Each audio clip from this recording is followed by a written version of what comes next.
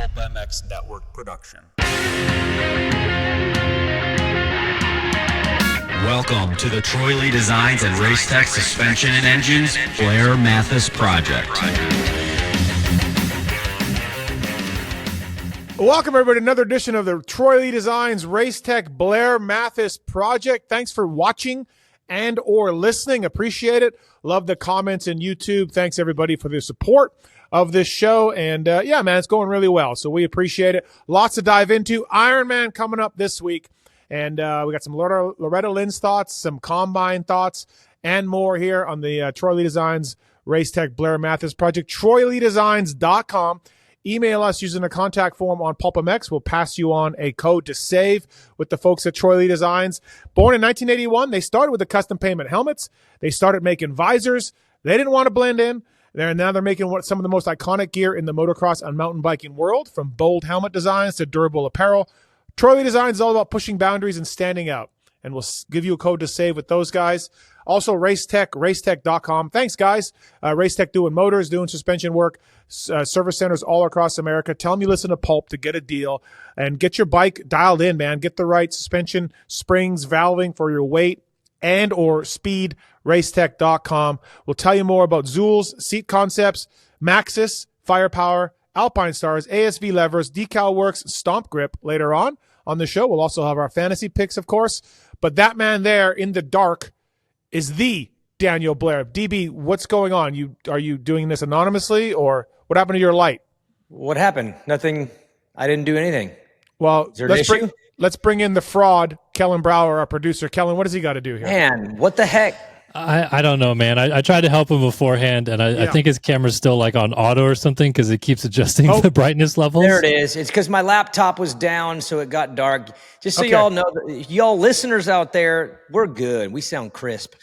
To you viewers out there, I'm in a new location. I'm in the clubhouse at ClubMX. I tried something different, and so far we've had a problem.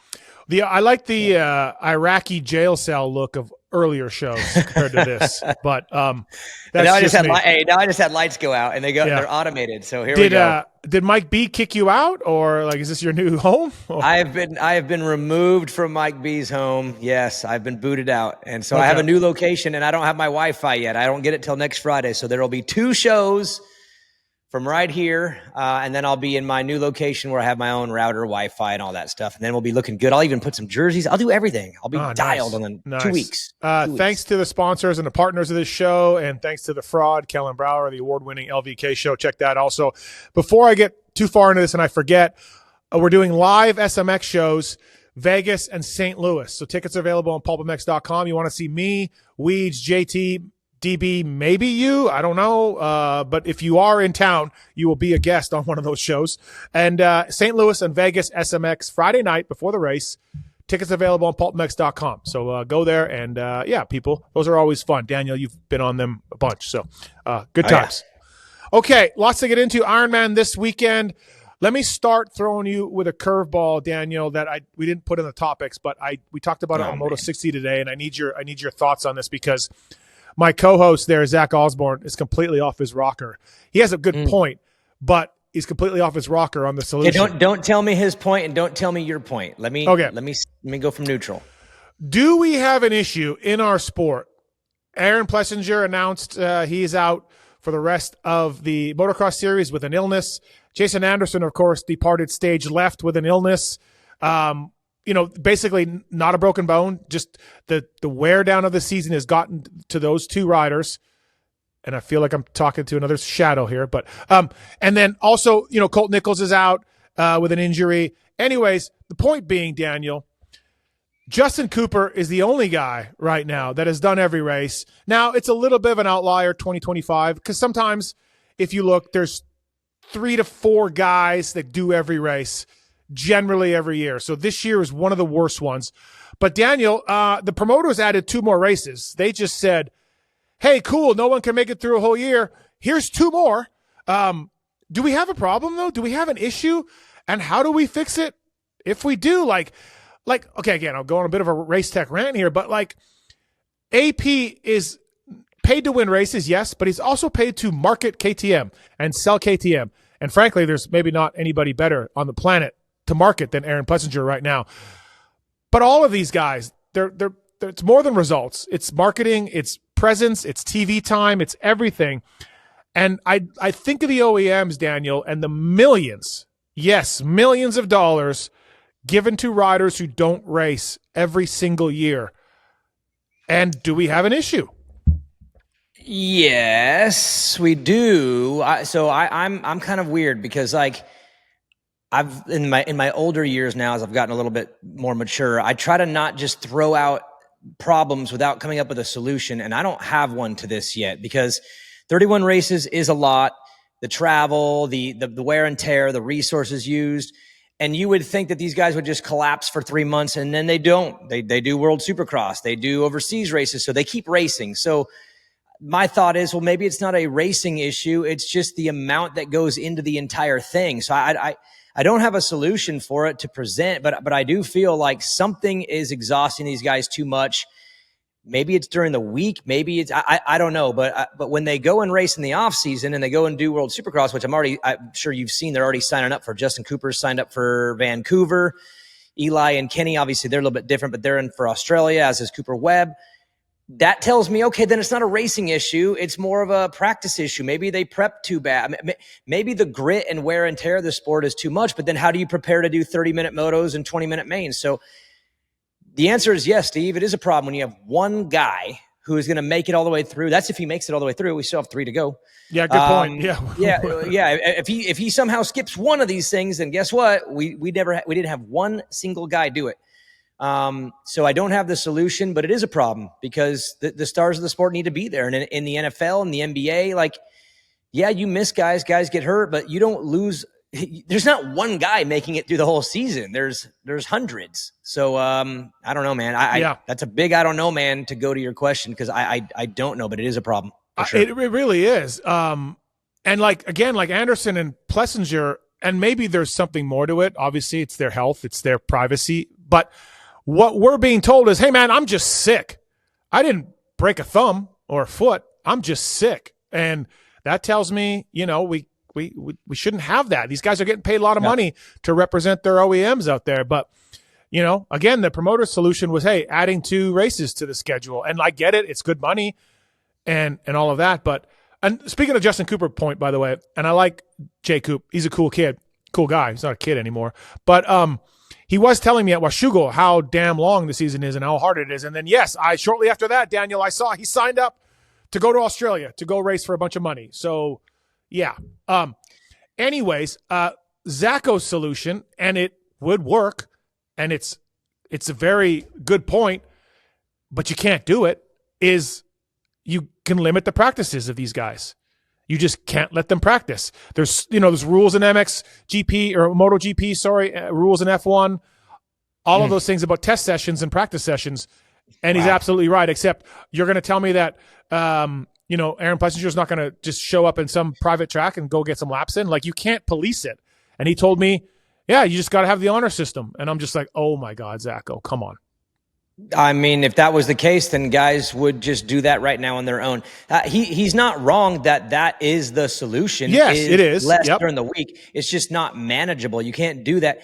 And I don't even want to use the word, the 2 words, riders union, because everyone will get all rallied up. But at the same time, other sports have rules in place that are very specific. Like in the off season, teams can't practice together now. They do it in their backyard a little bit? Yeah, of course. But there are certain rules in place in a league where a riders or a players union works with the sport, when they're all in one big giant agreement together, there are rules to kind of protect this stuff, but our sport doesn't have that. And I don't know the rules on that, but I remember being young in the sport and hearing that, yeah, if you try to start a riders union, you'll end up getting banned or something. So I don't know, but without that type of situation in place, you can never police anything like that. There's no possibility. They'll go to Dade City and go and pound 30s when you're not looking. They'll rent a track. There's just no way. I mean, the riders thing isn't going to work. They can't stick together. They can't agree on anything, as we've talked about over and over. But a team association would work for sure. And then, Julian from PRMX can also sign up with Dan Fahey at Factory Cowie, and they can be like, hey, man, we are not letting you ride 1 month in the off season or 3 weeks or whatever.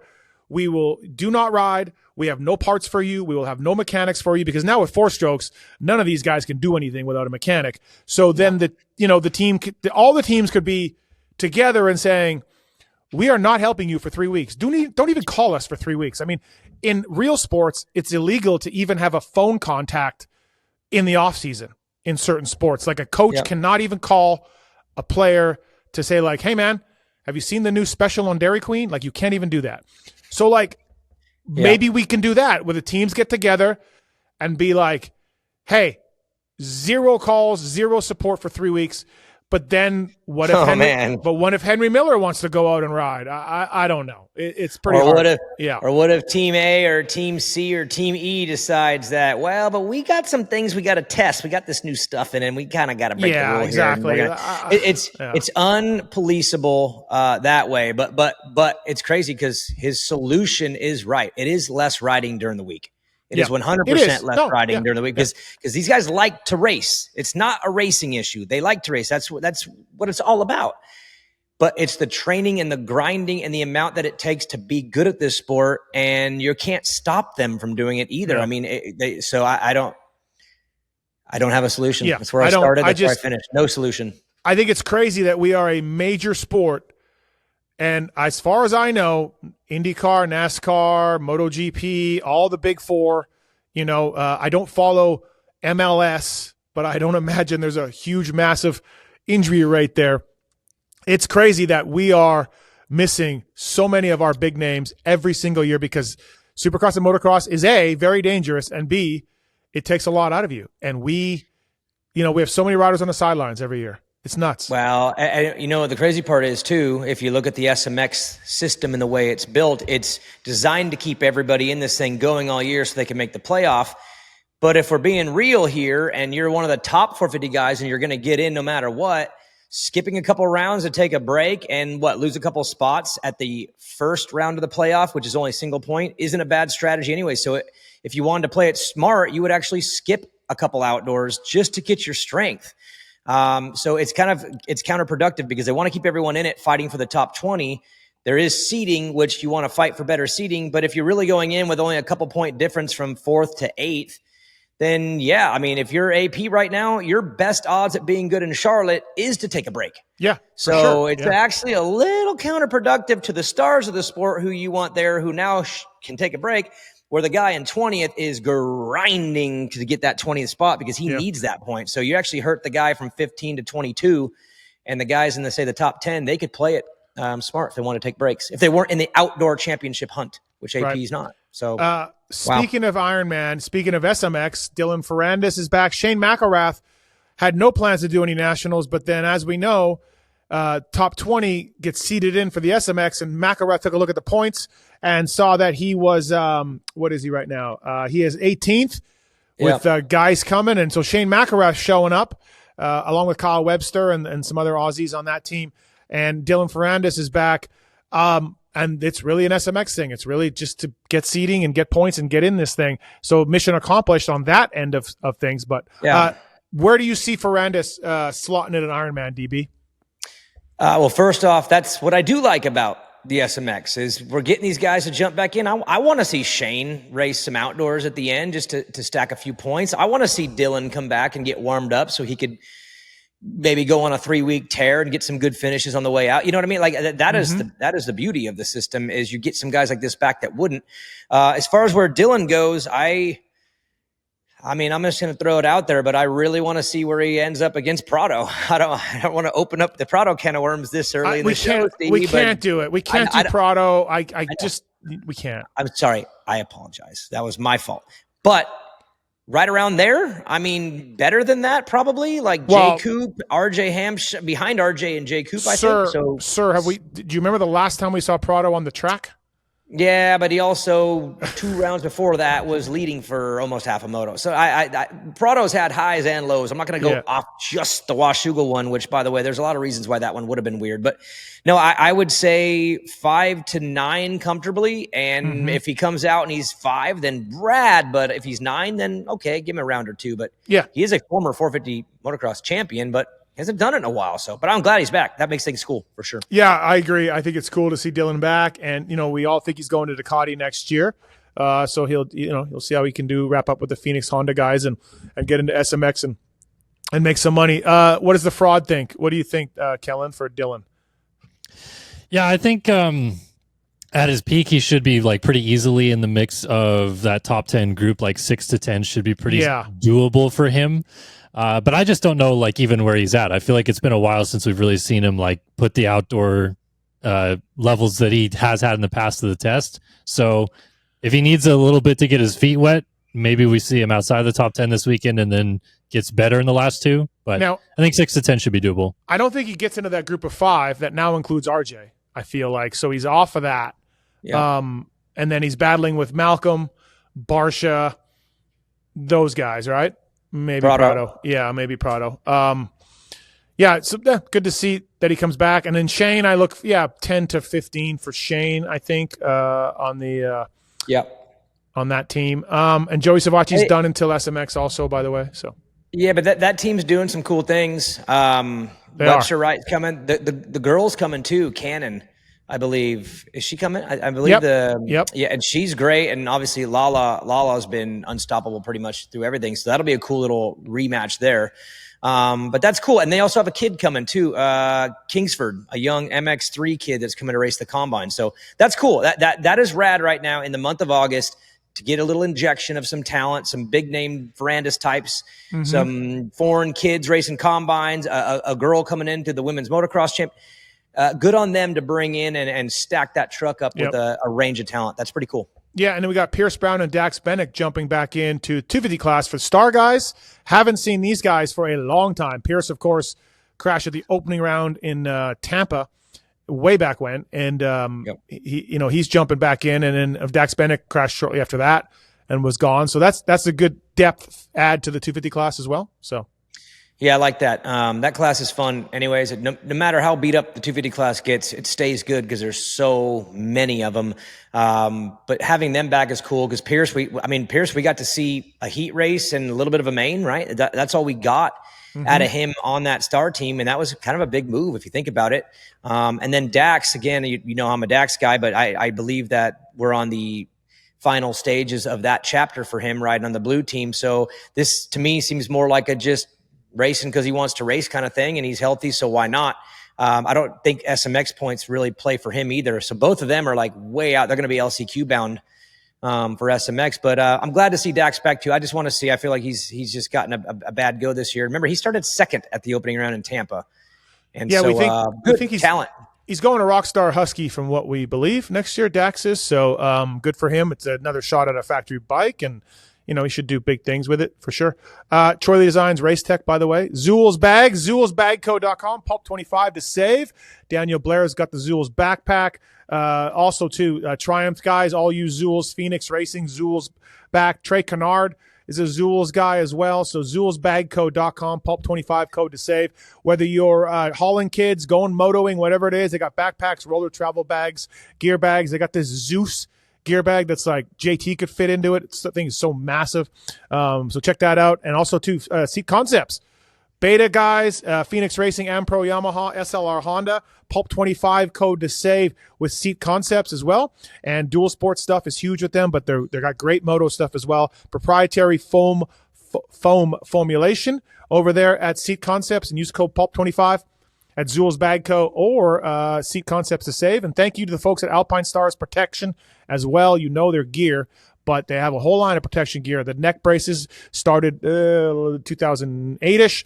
And then from there, of course, they got elbow pads and knee pads. They got the A1 Plasma chest protector. That's the one that I wear.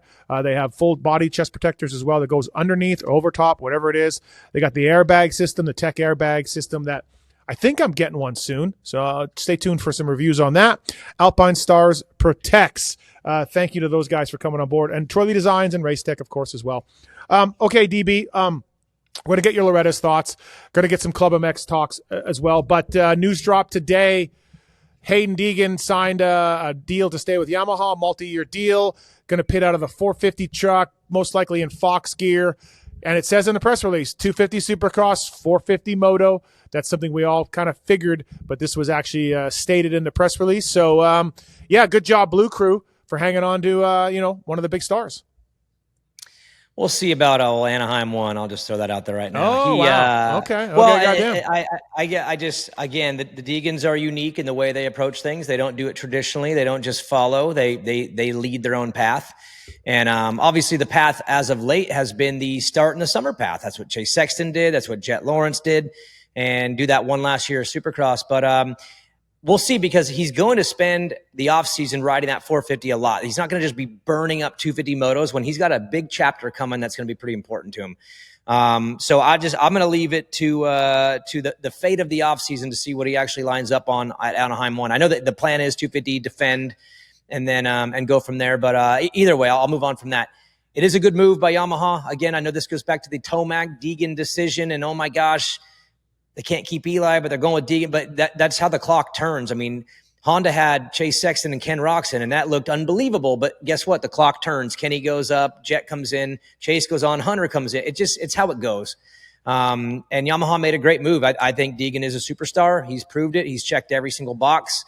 And he's going to be good on a 450. I truly believe that. I think he's RV-like. If you look at the way he has been really good on outdoor, but then on the Supercross side of things, the 250 stuff has been a little goofier. Villapoto was the same way. He was phenomenal on outdoor, and on Supercross, it was a little bit rougher. Yeah, I think, I think RV only got 1 out of the 3 years title. He did.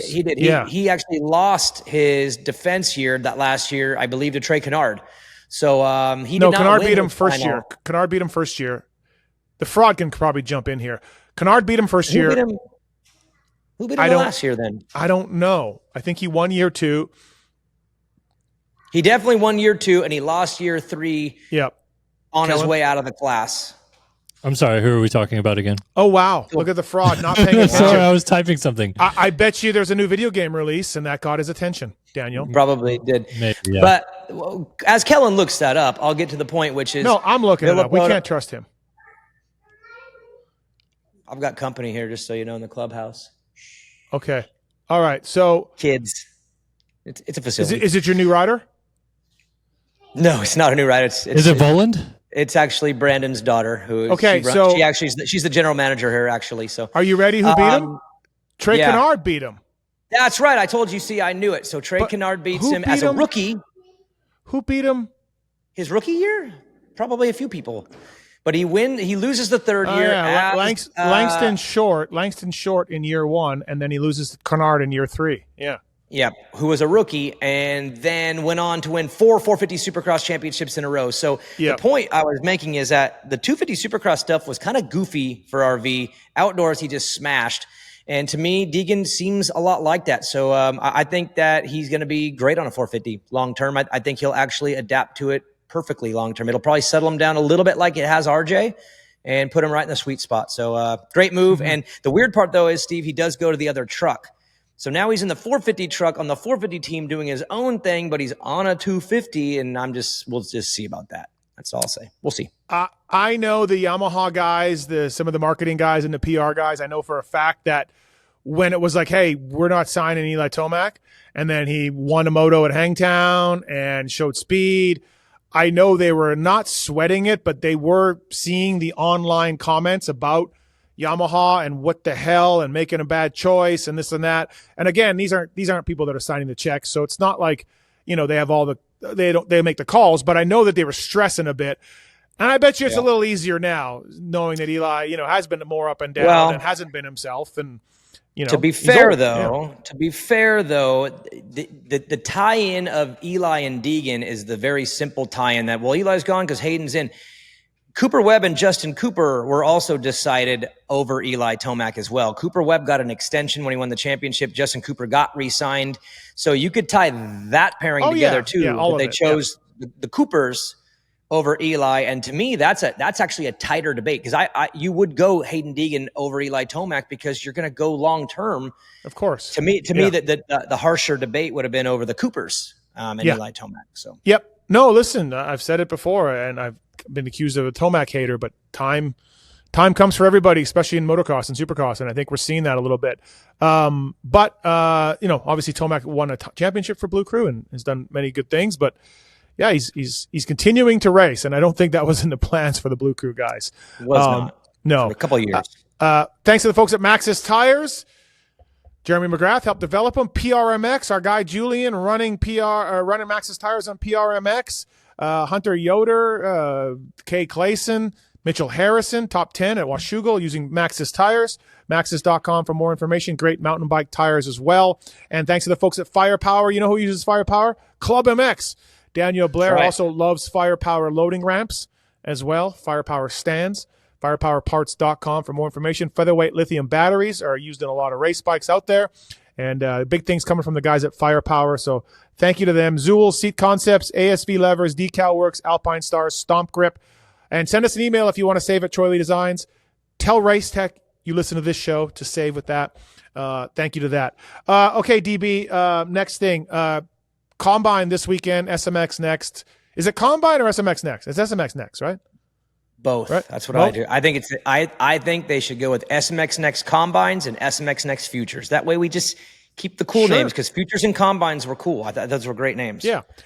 So the big winner from Loretta is Enzo Timmerman, has raced 3 nationals, which is the limit for amateurs to jump into. So he's showing up at the Combine. I mean, I don't know if the kid did it backwards, because obviously racing those nationals probably helped him a ton. He was the man at Loretta's. But generally speaking, we see the Loretta kids come out and race pro after it. But he can't.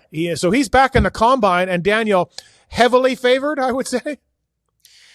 You would think so off of Loretta's, but then he also raced the Redbud Combine and was 30, 40-something seconds back the second moto in 4th behind Landon Gordon, Luke Fauser, and Justin Turner to Steve. Mm-hmm. So it's going to be hard to say, but I will point this out so everyone understands. The reason why he's going back to the Combine is because if he does one more real national, he can't race the SMX Next All-Star races in Charlotte and St. Louis. Right. The 85 or the Super Mini and the 65 classes aren't racing this year. They're both 250 All-Star races. Racing those 3 nationals allows him to go back and then come forward. But if he does one more, then he can't do those.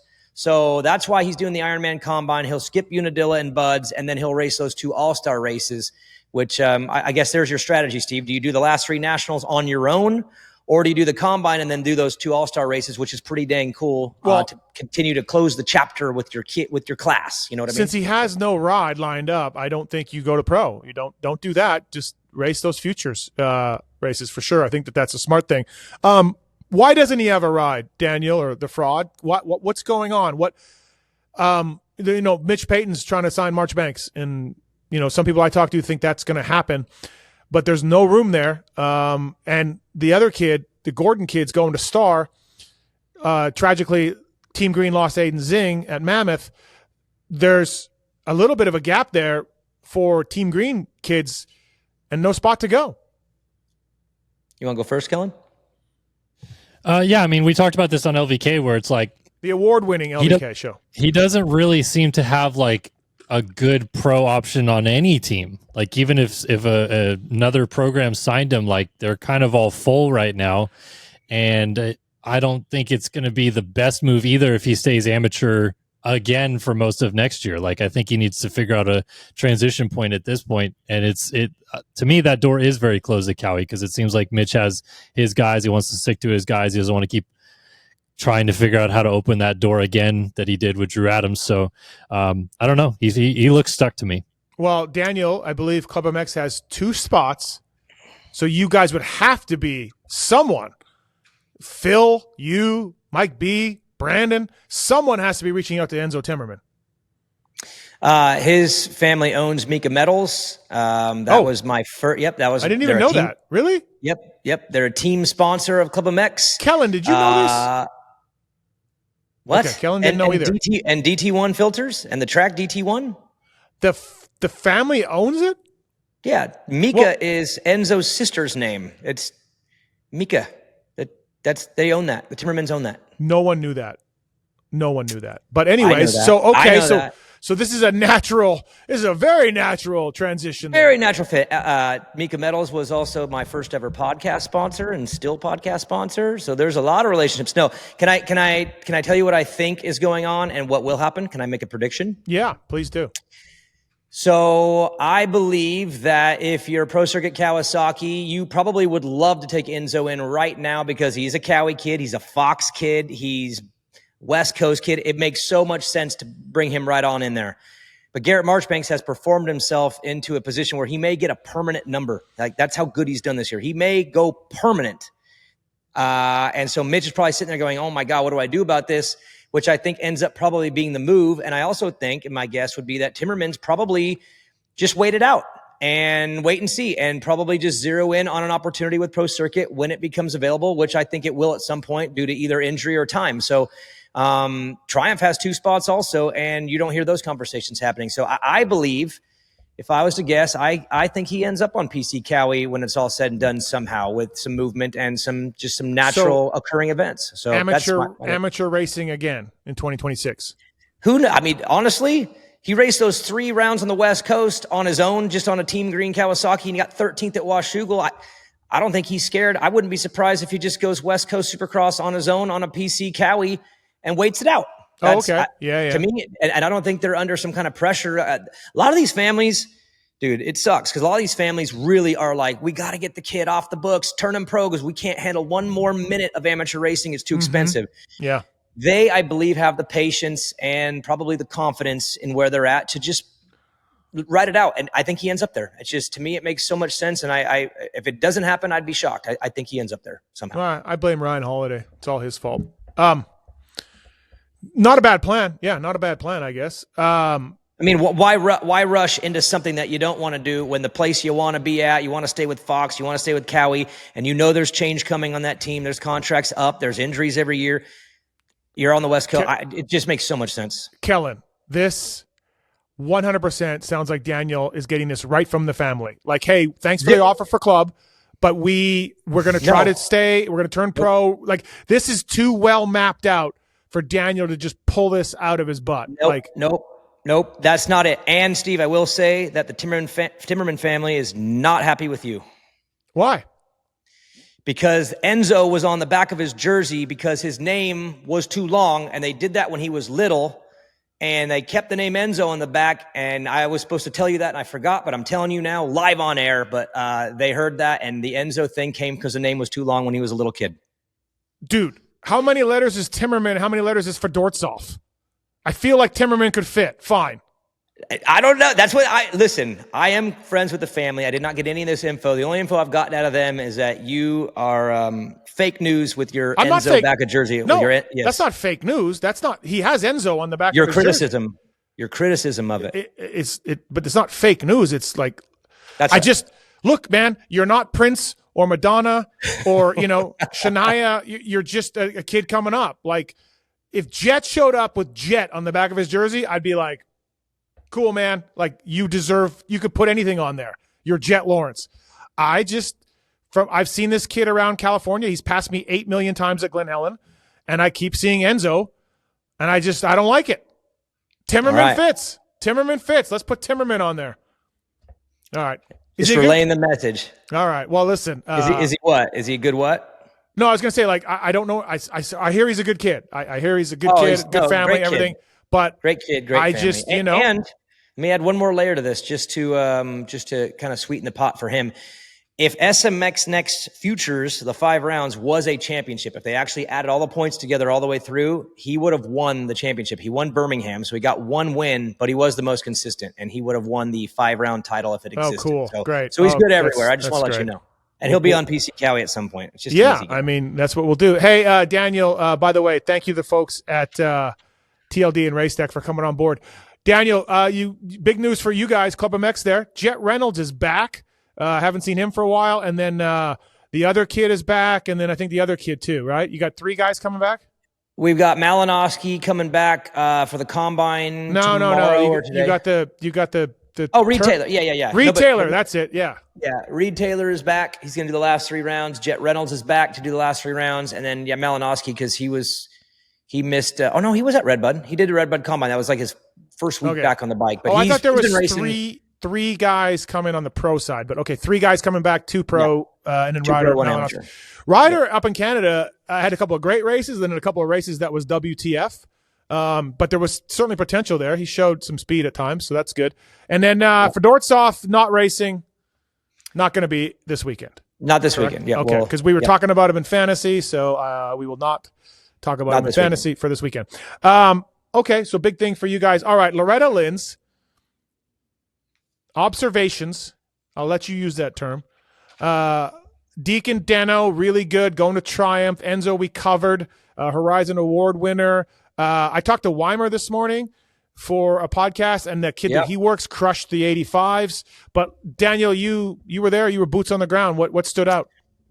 What stood out to me is that my Orange Brigade roster that laid an egg last year for me and did nothing, they all crushed it this year for Darian and Sinai. So I just want to point out that Darian even came up to me at one point and said, "Thanks for the layup, bro." But no, those were all my kids. Deacon Deno was one of mine. He won both B classes. I'll tell you what stands out, which, by the way, sorry to interrupt you. You told us on this show, keep an eye for Deacon Deno. You told us that. So good job. Yeah. I know these things, Steve. I know amateurs, bro. It's my wheelhouse, man. And then Jake Weimer, the kid he's talking about, is Sawyer Geek, and that's part of what I'm going to share right now. You don't see this very often, but the kid who won the 85 10-12 class won both classes. That was Sawyer Geek. The kid who won the mini senior 1 and 2 classes was Tace Morgan on a Yamaha. How about that? A Yamaha 85 won both mini senior classes. And then Darren Pine won both super mini classes. So all the mini 585 stuff was actually swept by the same kids in their 2 classes. And that never happened. That's usually when everything goes wild and loose and it's all over the place. But you had 3 kids that just kind of got it done. So that was cool on the young kid side. On the pro side, it was Timmerman, though. I mean, he won 5 of 6 motos. Gordon did get 1.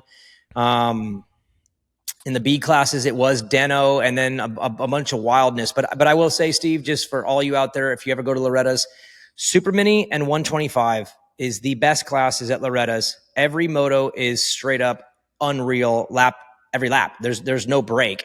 And that's what I learned this week, that the 250 stuff feels a little big out there for me.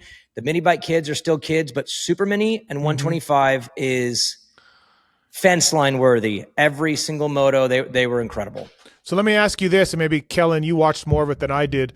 This Carson Wood kid, the kid from Star that picked up, he did win a moto. It was a shortened moto, Wygant told me, for Lightning or something. He won a moto, but then other than that, bad starts, crash. So successful week because he won the moto, or not good at all for Carson Wood? Who's going first?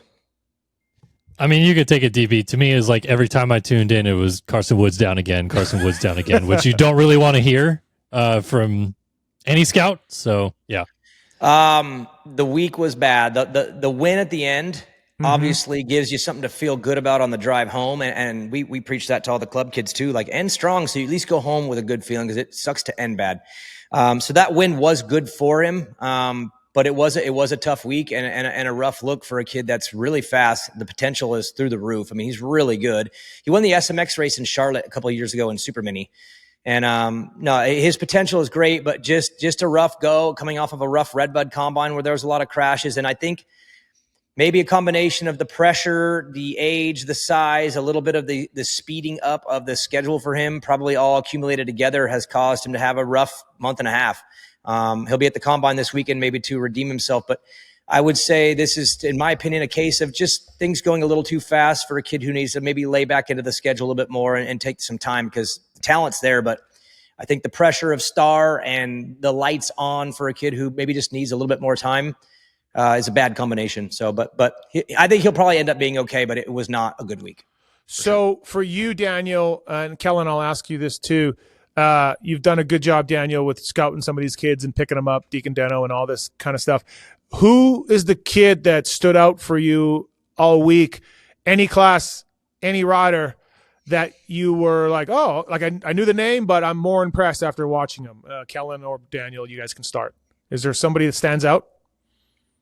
I mean, I have one, but I don't want to say too much. And Here we go. Well, Bobby might be listening, dude. I'm trying to help this kid close down his deal right now, so I don't know where he's already at. But say it. Come on. I mean, I'll just rip the Band-Aid. But I mean, Wyatt Thurman is the best prospect in amateur racing.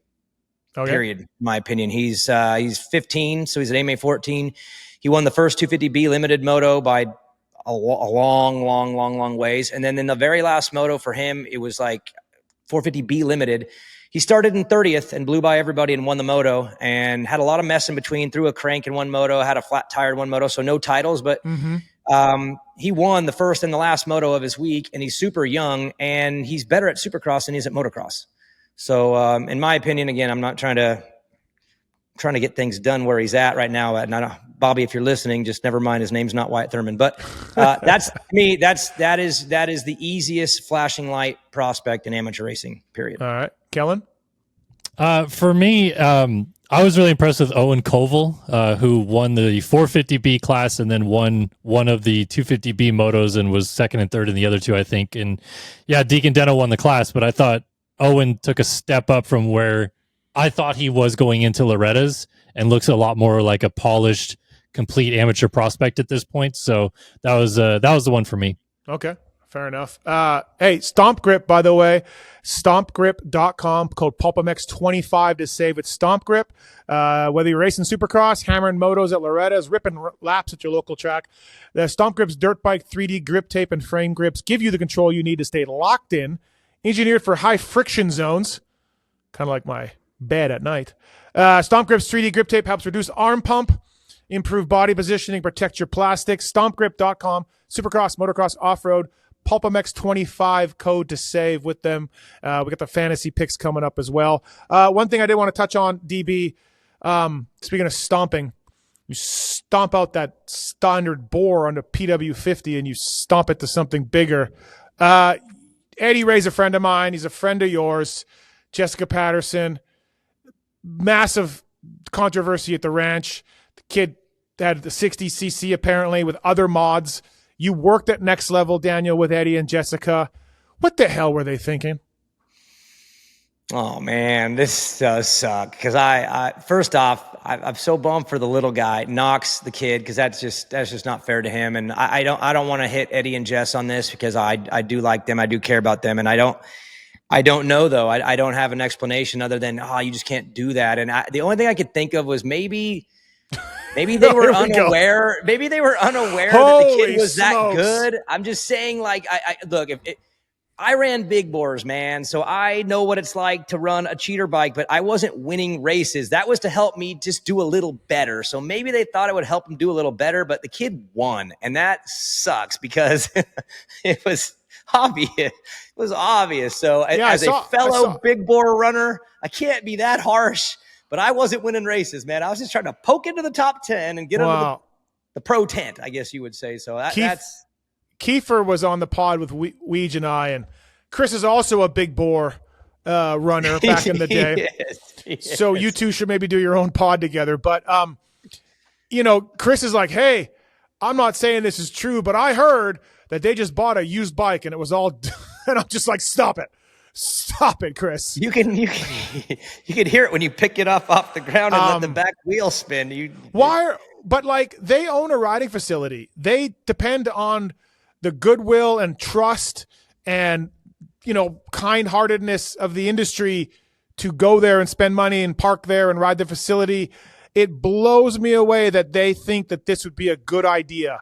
There will be people that are like, I am not spending my money at Next Level. I'm just not going there. They cheated, blah, blah, blah.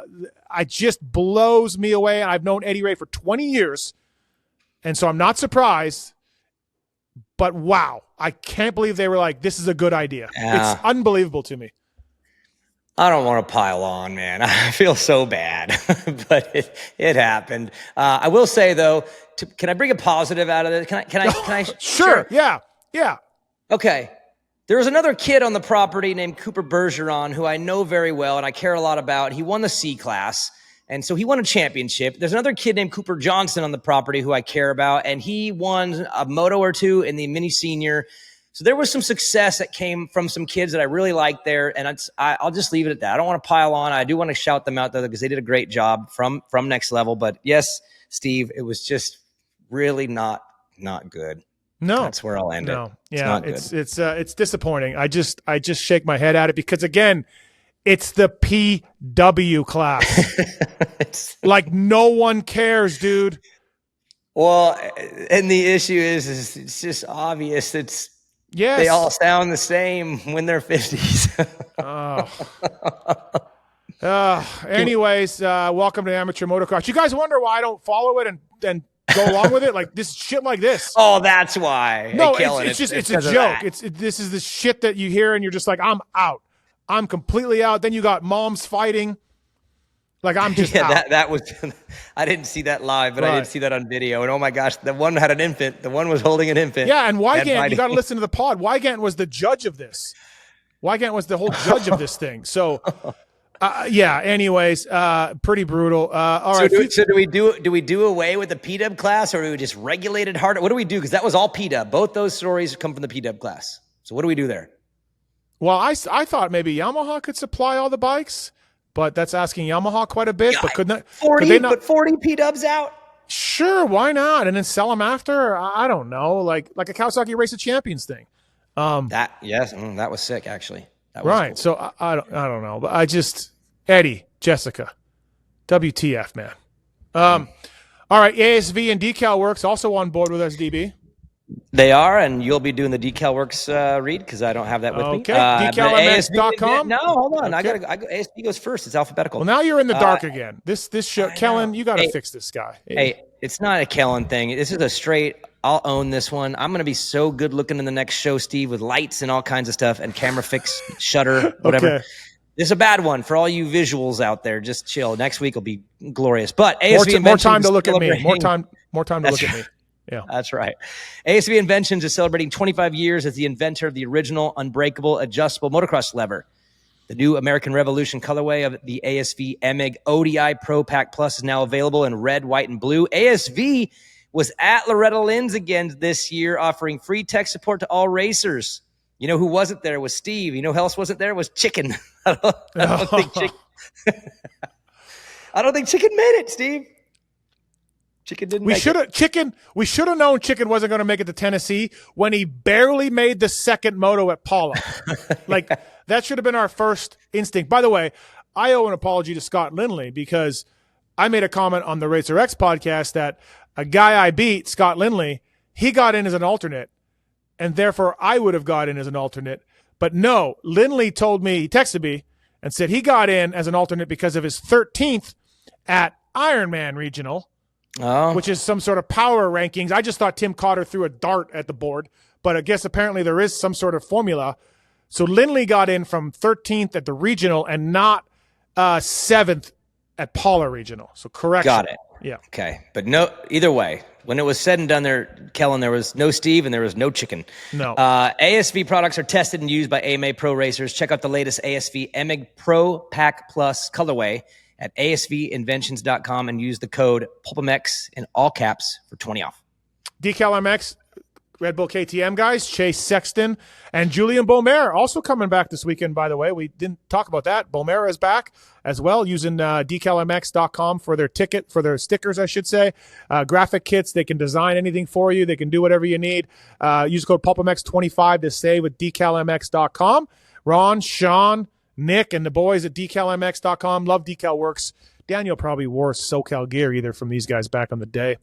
No? You never did? No, LBZ. LBZ. Okay. I know. I'm sorry about that. Rivals. Couple things before we go to the fantasy picks here. Jerry Jones is at it again. Daniel's beloved Dallas Cowboys. I don't even know if the fraud follows NFL or not, but apparently the owner of the Dallas Cowboys sat down with his, maybe either the first or second best defensive player in the league and said, what would you like on a contract? This player gave him an idea. Jerry took it to mean like it was stamped in gold, wouldn't call the agent back, refuses to deal with the agent, and is now pissed that Parsons won't honor this deal, and now both sides hate each other, and Jerry Jones is once again an idiot, and he owns Daniel Blair's favorite football team. So let me tie this into moto. That way, everyone listening doesn't get super pissed off and shut the show off, Steve, because there's a chance it just might have happened for a few. So imagine a team manager out there is just old, crusty, and doesn't know what he's doing anymore, or a team owner. Mm-hmm. And they have a star rider who is just unbelievable, just a phenom. And say that owner says, "Hey, why don't you come into my office? I want to talk about some other things." And they go in there and they're talking about this and that. And you're like, "Yeah, how about these bars? Yeah, what do you think about that?" And then while he's in there alone with no agent, he goes, "So what about a deal for next year?" And blah, blah, blah. And tries to work the rider over on a deal. The rider's like, I guess. I don't know, because they don't know that part. And then the owner goes, "All right, cool. There's a door. I'll let you go." And then he goes, "Yep, got him. We're done. No, don't call the agent. We're all done. And we're just going to let things go for 6 months and not say a word because I just assume it's all done." And then the rider goes back to his agent, who the owner won't call and doesn't even remember his name, and tells him, "Yeah, this guy he hasn't said a word in 6 months. He's drunk, and I want out of here, so I'm demanding a trade." And he goes to the owner's son and says, "Yeah, I'm out. I'm done. Trade me. I'm out of here." That's what happened with Micah. That's Daniel Blair's favorite football team. I mean, not to mention Jerry. Legally, you can't even negotiate. You have to contact the agent. You just have to. Per CBA rules.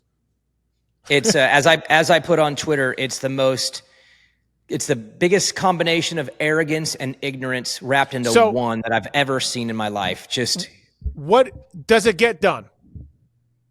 Or is he gone? I don't know. Okay. I don't know. Okay. Let's do fantasy, man. I don't even know, dude. I who knows in that stupid organization? Who knows what happens I thought next? we'd get your thoughts on Russian Gate, because I saw you tweeted out you read some books on the Russia Gate thing, and I would we can go there if you want. I would love to get your theories, as I know where you stand politically wise, and I've read a lot of the Mueller report, and I would love to know what books you're reading. Do you want? Hey, how much time we got? You want to get into that? I've read multiple books on the Russian collusion hoax, and we could get into that if you want. I'm well versed in it. I know a lot about it, so we can go there or to fantasy. We'll let Kellen make the pick. I do not want to pick. I would like for you guys to scuttlebutt this one out. Let me just ask you this. Do you believe the Mueller report, a registered Republican, a guy who's worked under presidents of both parties for decades, well, maybe not decades, but a decade or whatever. Do you believe that zero? No.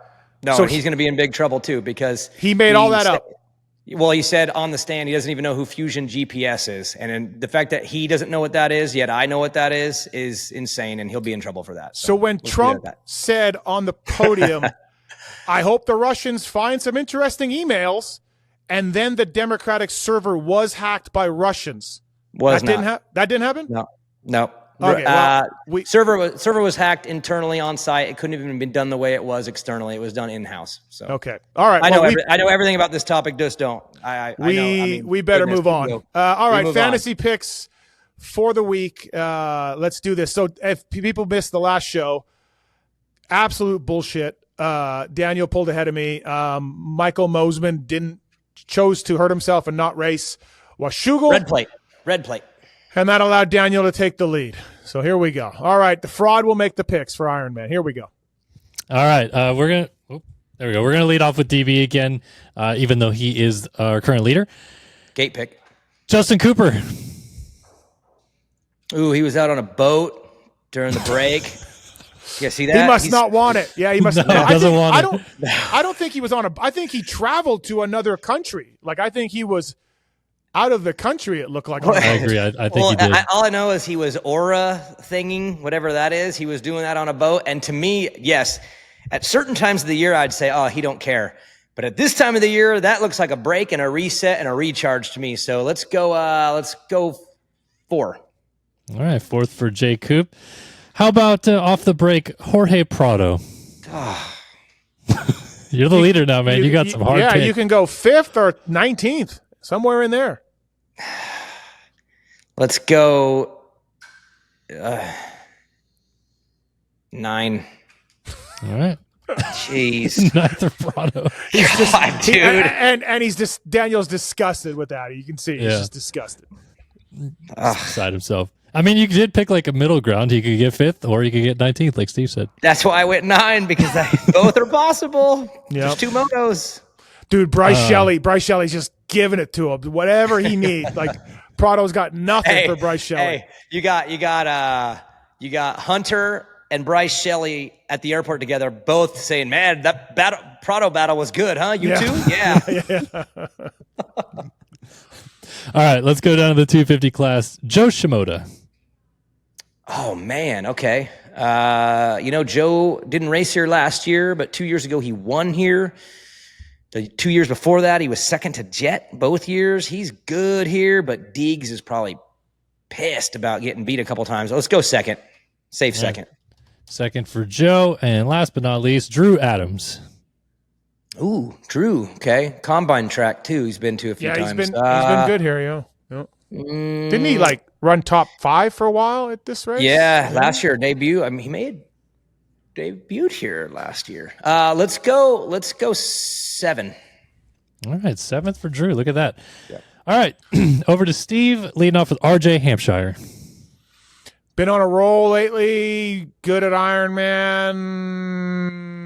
5th. 5th? It's a safe spot for him. It is. Yeah, I picked a safe spot. Every week. Old trusty RJ. Trusty RJ.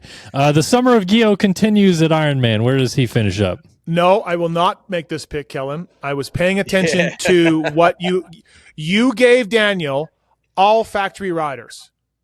Yeah, but I gave Daniel a European rider. This is the category of the week.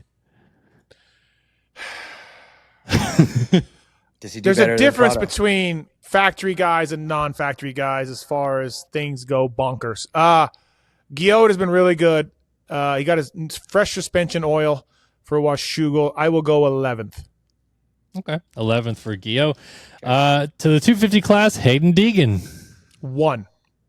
Wow, no wiggle room there. It's either in or all the way out there. And then your PC pick, Seth Hammaker. Washougal was good. I feel like Seth's sort of hot and cold. 2 weeks off is going to help. 5th. Oh. Damn it. I like it. I like all your picks, man. DB's in the dark on this all again. He is. Yeah, dude, I can't believe this. Whatever shutter means. But the Russians have done shutter problems. Should I put one of those voice things on him where he's like, talking? I'm trying to get the lights to turn back on too, but there we go. There we go. Next week will be glorious. Hey, it'll be the best. Hey, we're going to start a Patreon account so you listeners and viewers can get Daniel a light. I got a light. It's stuck in Mike B's house, and he took my key away. Okay. All right. I'll get it back next week. You just wait. You wait next week. I'll be looking. You're going to look the exact same. Nothing exciting. I'm going to look so good next week. Just watch. I do have to do one of these shows. I'm staying back after Charlotte SMX, so we will be doing that show remotely from wherever the hell I am back east. So come out here. Maybe I'll have the same issues. Yeah, I could. Come out here. Yeah, there we go. All right. That's it for another edition of TLD Race Tech. Blair Matthes Project, thank you to Troy Lee and Race Tech, Zool, Seat Concepts, Firepower, Maxis, Decal Works, Stomp Grip, A-Stars, ASV Levers. Appreciate all the people using the codes with all these companies. Appreciate that. And, man, we'll have some news next week that Daniel's been holding on a little bit. We'll see that. We've got Unadilla next week. Yeah, so we'll be back next week to talk about that. I want to thank the fraud, Kellen Brower. Thanks, Kellen. Appreciate that. And DB, thanks, buddy. Good show. Thanks, everybody.